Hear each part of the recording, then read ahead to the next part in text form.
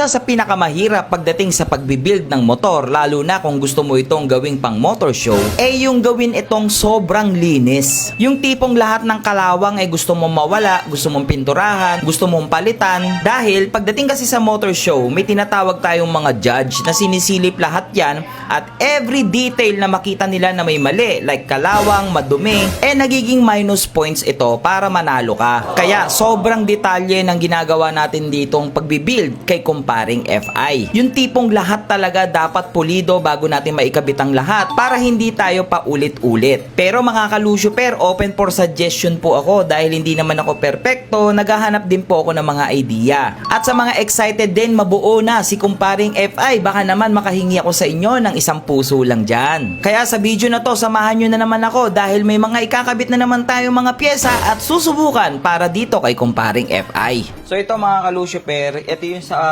bracket, seat bracket ng FI. So pininturahan ko kasi puro kalawang silver para terno-terno lahat, para malinis tignan. By the way yan, quick look muna kayo kay kumparing FI. Quick look lang, quick look. Ayan siya oh.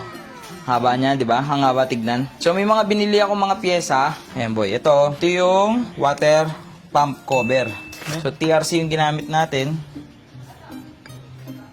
Okay. Ayan siya boy. So ito naman yung oil filter cover. Ganyan na itsura niyan boy. Pogi, di ba?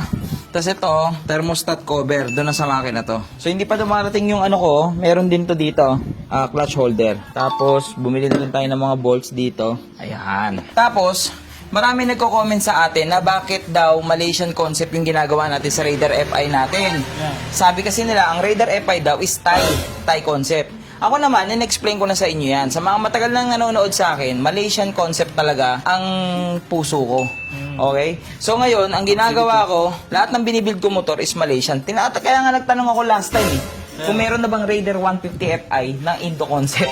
Kung wala pa, baka nga i-Indo concept ko pa to eh. Tapos, sa mga nagtatanong din kung anong kategory nito, Malaysian expert ang kategory nito sa motor show. Pero kung walang expert, automatic, inaakyat nila ito sa Pro Division. So that's why, walang peking pyesa dito sa motor natin. So lahat original. And kung mapapansin nyo, yan yung mga brand, Adeline, yan talaga yung mga ginagamit sa Malaysian concept. Kung hindi Racing Boy, yan yung mga ginagamit. So itintindigan niya ngayon. So may mga ikakabit ako. So ngayon, kaya ako kinabit yan kasi diyan ka lang, stay ka dyan. Pakita mo sa kanila kung bagay ba. Sa gilid, no? Kamusta? Angas. Ha? Wala kayong sino, no? Sa Mars. Kamusta? Ganda? Oo. Pa-comment naman kung ano masasabi nyo. Ganyan ang itsura niyan dyan. Ganyan. So ito, binabaklas muna natin yung gulong dito sa likod dahil meron akong biniling pyesa na gusto kong ikabit at susubukan natin sa sprocket natin. Ito nga pala yung brake caliper na gamit natin. CNC belay ito. Kung makikita nyo ay napakalaki po niya. Ang tawag po dyan ay 4-pot radial. Dito sa ginagawa ko, hindi ko rin sure kung sasakto ba ito dahil nga like what I said, nakita ko lang ito sa ibang bansa. Susubukan ko lang ikabit at ito yung Pro Taper na cover para sa ating mga sprocket. Sabi nila, for safety purposes din daw to, mas titibay daw yung kabit natin sa sprocket dito. Pero hindi rin ako sure, pero kasi nakita ko talaga na napakaganda niya. Kaya sana mas gumanda lalo si kumpare dito sa ating ikakabit. Pero dito pa lang nakikita ko parang bagay na kaagad yung ating nabiling bagong pyesa. Simple lang siya pero feeling ko maganda yung dating sa kanya. Sobrang excited ko na talagang mabuo ito si kumparing FI, pero like what I said, hindi lang talaga natin kayang pabilisin dahil syempre kulang yung budget natin. Baka naman yan, tapos may binili ako boy. So pag nakasaksak na to boy, umiikot yan. Umiikot yan. Mura lang. Mura lang. Excited din ako dito para pati mga... Nagay ba sa Malaysian? Oo, pwede sa Malaysian yan boy. Kalo ko Indo lang yan eh. Halos ang Malaysian and Indo same lang. Diba boy? So may makita nyo pag umiikot to. Yan, tapos comment naman kayo mga kalusyper kung ano pa yung mga pwedeng masuggest nyo sa akin dito sa mga magagaling sa Malaysian concept. Yan. So ngayon ito, yung makina natin na pagdesisyonan ko, to habang baklas na baklas siya, to ayun, tumutulong na dito yung langis sa ilalim. Gagawin natin dyan, bibili na natin yung i-upgrade na natin yung block niya. Uy! CNC, baka CNC block na natin siya. Siguro 66. Tapos ito, may kausap na ako. Throttle body. Dual yan? Hindi. Bawal lang dual sa Malaysian kasi wala pang lumalabas. Wala pa, wala pa pala. Sa Thai lang ang may lumabas. Tsaka hindi rin ako fan ng Dual. dual kasi parang nasisira yung forma ng motor. Ito, Pitch Bike CNC. So yun yung bibili natin. So, mga kabit yan. So, yan. Throttle body yan. Throttle body.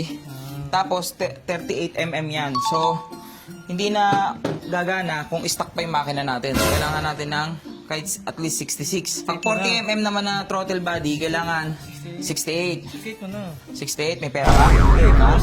Lakas mo mag-suggest, ha? Alam mo, may ambag ka. Alam mo, nung nagdadagdag ka ng MM doon, dagdag pressure rin yun. Kasi, sabi ko, suggest Tsaka mahirap din yung sobrang loaded. Sasali tayo bombahan eh. Pag sobrang loaded yung motor mo, malaki chance sumabog. Dapat sakto lang. Sa Malaysian concept, number 1 rule, dapat kargado ang motor mo.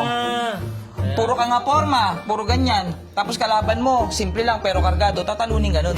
So, number 1 rule sa Malaysian concept, loaded ang motor. Dahil Malaysia ang isa sa mga mahilig mag-load ng motor talaga. So, yun yung gagawin natin. O, tapos, dahil may bagong nadagdag, monta dyan muna.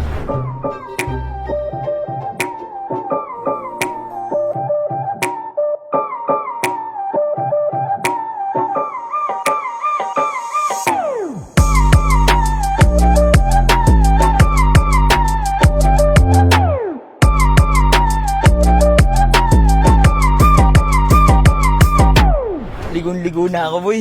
Nagulat kayo, may crankcase, no? May crankcase, no? Para sa montage, makita lang natin, di ba? Kahit pa paano, makita na natin yung itsura niya. Ganyan kasi yung itsura niya pag nakakabit na. Wala tayong makina. Wala tayong makina. Ganyan. Lumulutang lang muna siya. Ay, imagination namin pag nakakabit. Di ba? Ngayon, mas makikita mo. Kasi mahirap kasi pag puro ka imagination. Maganda nakikita ng mata mo, oh. Comment kayo dyan kung tingin nyo bagay. Yan. Ha? Tapos ang dami nagko-comment, ba't daw tayo hindi mag-CNC crankcase? Eh guys, yung mga CNC crankcase na naglabasan ngayon, pang Thai lang po yun. Thai concept lang, hindi pa pwede sa Malaysian. Eh, masakit pa naman yung presyo nun. Sakit sayang, tapos bilang useless lang din. Pero Okay, gato na lang. ganyan na lang, nakahangir. Pag ginawa ko yung ganyan, baka champion yan. Nakahangir ang crankcase mo. Modified. So guys, again, comment kayo dyan sa baba kung ano masasabi nyo kay kumparing FI. Medyo excited na rin ako pero masakit-sakit pa yung gastusin eh. So ngayon, hinipon ko pa yung makina eh. Para isang kabitan lang lahat. Isa pa tayo natin kesa kay Lucy. Kay Lucy rin eh. Si Lucy Sabay-sabay. tambak lang dun oh. Yan. Yan. Sige, ganyan lang.